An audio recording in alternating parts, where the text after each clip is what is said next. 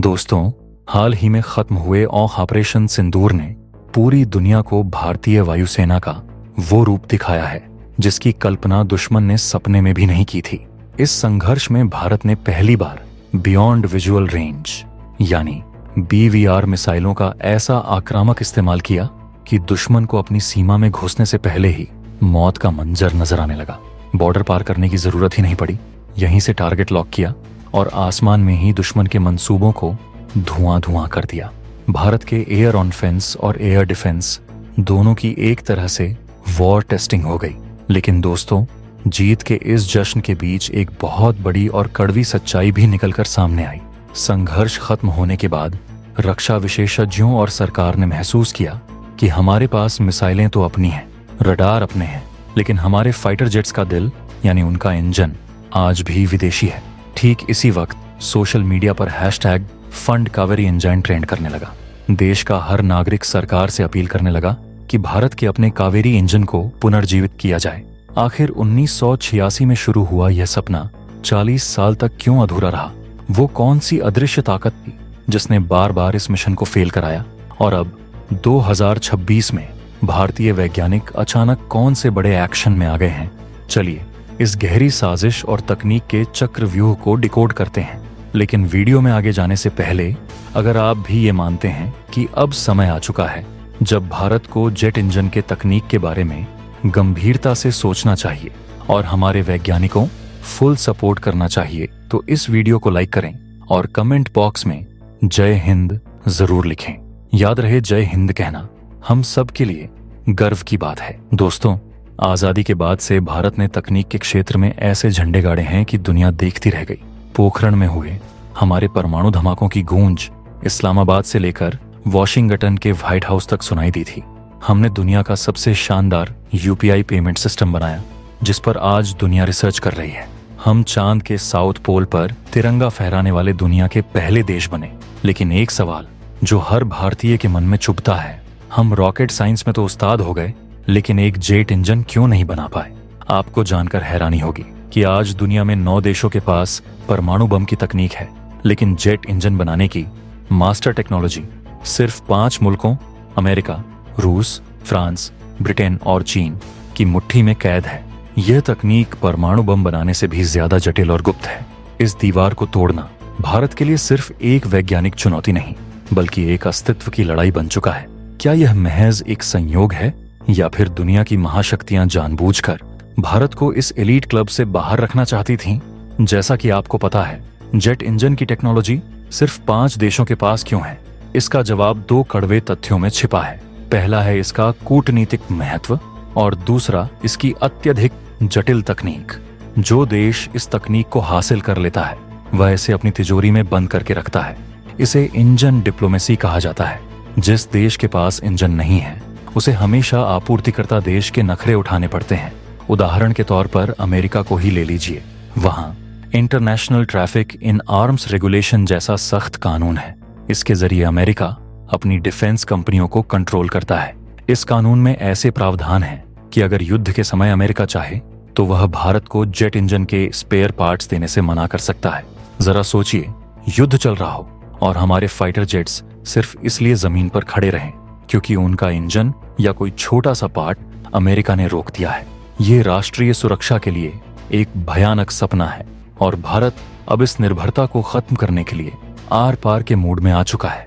लेकिन सवाल कि आखिर कावेरी इंजन मिशन फेल क्यों हुआ? वो कौन सी ऐसी चीज है जो इसे बार बार फेल कर रही है? दरअसल इसकी जड़ें 1998 के दौर में छिपी हैं, जब भारत ने अपना स्वदेशी जेट इंजन बनाने का सपना देखा और कावेरी प्रोजेक्ट शुरू किया तो हम सही रास्ते पर थे। लेकिन 1998 में जैसे ही भारत ने पोखरण में परमाणु परीक्षण किया, अमेरिका और पश्चिमी देशों ने भारत पर कड़े आर्थिक और तकनीकी प्रतिबंध लगा दिए। यह वही दौर था जब कावेरी इंजन अपने विकास के नाजुक चरण में था। इंजन को बनाने के लिए खास तरह के सुपर अलॉय और सेंसर चाहिए थे जो हमें पश्चिमी देशों से मिलने थे। लेकिन प्रतिबंध लगते ही सप्लाई चेन काट दी गई। हमारे वैज्ञानिकों के पास डिजाइन था, लेकिन उसे हकीकत में बदलने वाला मटेरियल नहीं था। इस धोखे ने कावेरी प्रोजेक्ट को कई साल पीछे धकेल दिया और यही वो कारण था जिसने शुरुआती दौर में इस मिशन को लगभग फेल कर दिया था। विदेशी निर्भरता का दर्द सिर्फ युद्ध के समय ही नहीं बल्कि शांतिकाल में भी सताता है। इसका सबसे ताज़ा उदाहरण हमें 2021 से 2025 के बीच देखने को मिला। भारत ने अपने 83 तेजस मार्क 1A विमानों के लिए अमेरिका की कंपनी जनरल इलेक्ट्रिक से F404 इंजनों की डील की थी, लेकिन अमेरिका ने सप्लाई चेन का बहाना बनाकर डिलीवरी में 2 साल से ज्यादा की देरी कर दी। इसका नतीजा ये हुआ कि हमारे तेजस विमान बनकर तैयार थे, लेकिन बिना इंजन के वे उड़ नहीं सकते थे। इतना ही नहीं, विदेशी इंजन हमारे डिफेंस एक्सपोर्ट पर भी ताला लगा देते हैं। मान लीजिए भारत अपना तेजस फाइटर जेट किसी दूसरे देश जैसे अर्जेंटीना या मिस्र को बेचना चाहता है। अगर उस जेट में अमेरिकी इंजन लगा है तो हमें पहले अमेरिका से इजाजत लेनी होगी। अगर अमेरिका ने मना कर दिया तो हमारी डील कैंसिल हो जाएगी। यानी मेहनत हमारी, प्लेन हमारा, लेकिन रिमोट कंट्रोल किसी और के हाथ में। यही वजह है कि 2026 में भारत ने अब आत्मनिर्भरता को ही एकमात्र रास्ता मान लिया है। आपको बता दूं कि जेट इंजन तकनीक को डेवलप करना बहुत मुश्किल है। ये इतना मुश्किल है कि इसने हमारे वैज्ञानिकों को दशकों तक उलझाए रखा। कार का इंजन बहुत साधारण होता है, लेकिन एक जेट इंजन इंजीनियरिंग का सबसे मुश्किल नमूना है। यह पूरा खेल ब्रेटन साइकिल नामक कॉन्सेप्ट पर टिका है। आसान भाषा में समझें तो यह इंजन 4 स्टेप्स में काम करता है: सक, स्क्वीज, बैंग और ब्लो। सबसे पहले इंजन के आगे लगे विशाल पंखे हवा को वैक्यूम क्लीनर की तरह अंदर खींचते हैं। फिर इस हवा को कंप्रेसर में इतनी बुरी तरह दबाया जाता है कि उसका प्रेशर और तापमान कई गुना बढ़ जाता है। इस दबी हुई गर्म हवा में फ्यूल स्प्रे करके आग लगाई जाती है। इससे जो भयानक ऊर्जा पैदा होती है वह पीछे के रास्ते से बाहर निकलती है। न्यूटन के तीसरे नियम के अनुसार जितनी जोर से हवा पीछे जाएगी उतनी ही जोर का धक्का प्लेन को आगे की ओर मिलेगा। इस पूरी प्रक्रिया में इंजन के अंदर का तापमान 1400 से 1500 डिग्री सेल्सियस तक पहुंच जाता है, जो लोहे को भी पिघलाने के लिए काफी है। जेट इंजन सिर्फ विमान को उड़ाता नहीं है, बल्कि यह तय करता है कि युद्ध में जीत किसकी होगी। इंजन की ताकत को थ्रस्ट में नापा जाता है। एक फाइटर जेट के लिए थ्रस्ट टू वेट रेशियो सबसे अहम होता है। अगर इंजन में दम है तो विमान गुरुत्वाकर्षण को मात देकर सीधा 90 डिग्री पर ऊपर चढ़ सकता है। आपने अक्सर एयर शो में सुखोई 30 या राफेल को हवा में कलाबाजियां खाते देखा होगा। ये सब इंजन के थ्रस्ट और थ्रस्ट वेक्टरिंग का कमाल होता है। जिस विमान के पास ज्यादा पावरफुल इंजन होता है वह डॉग फाइट में दुश्मन की मिसाइल से बचने के लिए तेजी से टर्न ले सकता है और अपनी स्पीड को पल भर में बढ़ा सकता है। मिग-29 और मिग-35 का उदाहरण लें तो मिग-35 का इंजन ज्यादा पावरफुल होने की वजह से वह ज्यादा हथियार लेकर उड़ सकता है। यही ताकत भारत अपने स्वदेशी कावेरी इंजन में चाहता था। भारत ने अपना इंजन बनाने की शुरुआत 1986 में की थी। DRDO की lab gas turbine research establishment को यह जिम्मेदारी सौंपी गई। लक्ष्य था तेजस के लिए एक ऐसा इंजन बनाना जो उसे सुपरसोनिक रफ्तार दे सके। इसे कावेरी नाम दिया गया। वैज्ञानिकों ने ट्विन स्पूल टर्बोफैन इंजन बनाने का फैसला किया, जो उस समय की सबसे आधुनिक तकनीक थी। लक्ष्य रखा गया कि इंजन का ड्राई थ्रस्ट 52 किलो न्यूटन और आफ्टर बर्नर के साथ 81 किलो न्यूटन होना चाहिए। आफ्टर बर्नर एक तरह का नाइट्रस बूस्ट होता है जो युद्ध के समय विमान को अचानक तेज रफ्तार देता है। लेकिन प्रतिबंधों और तकनीकी अनुभव की कमी के कारण 2009 आते आते यह प्रोजेक्ट अपनी समय सीमा से बहुत पीछे छूट गया। टेस्ट में इंजन का वजन बढ़ता गया और थ्रस्ट कम होता गया। जहां हमें 81 किलो न्यूटन की ताकत चाहिए थी, वहां कावेरी मुश्किल से 70 से 75 किलो न्यूटन ही दे पा रहा था। साथ ही ऊंचाई पर जाने पर इंजन में स्टॉलिंग की समस्या आ रही थी। साल 2010 से 11 का दौर कावेरी प्रोजेक्ट के लिए सबसे मुश्किल दौर था। रूस में हुए हाई ऑल्टीट्यूड टेस्ट में कावेरी इंजन ने कुछ हद तक सफलता दिखाई, लेकिन यह एक फाइटर जेट को उड़ाने के लिए पूरी तरह सुरक्षित नहीं माना गया। CAG की रिपोर्ट ने भी प्रोजेक्ट की आलोचना की। उन्होंने कहा कि करोड़ों रुपए खर्च करने के बाद भी इंजन का वजन ज्यादा है और ताकत कम। अंततः भारत को भारी मन से फैसला लेना पड़ा कि तेजस विमानों में कावेरी की जगह अमेरिकी GEF 404 इंजन लगाया जाएगा।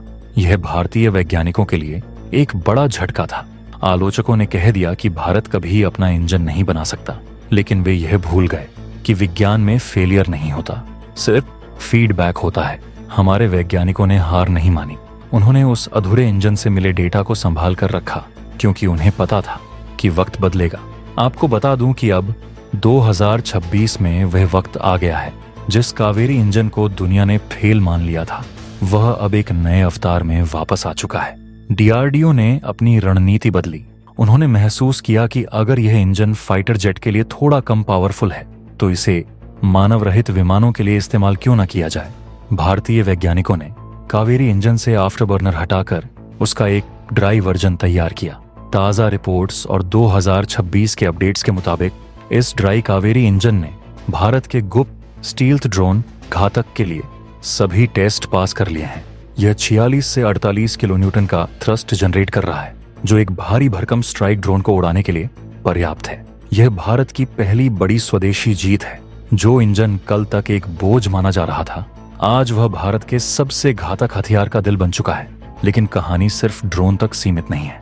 भारत सरकार और वैज्ञानिकों ने अब कावेरी 2.0 या एक नए 110 किलोन्यूटन थ्रस्ट वाले इंजन के लिए कमर कस ली है, जो भारत के 5वें जनरेशन फाइटर जेट AMCA को पावर देगा।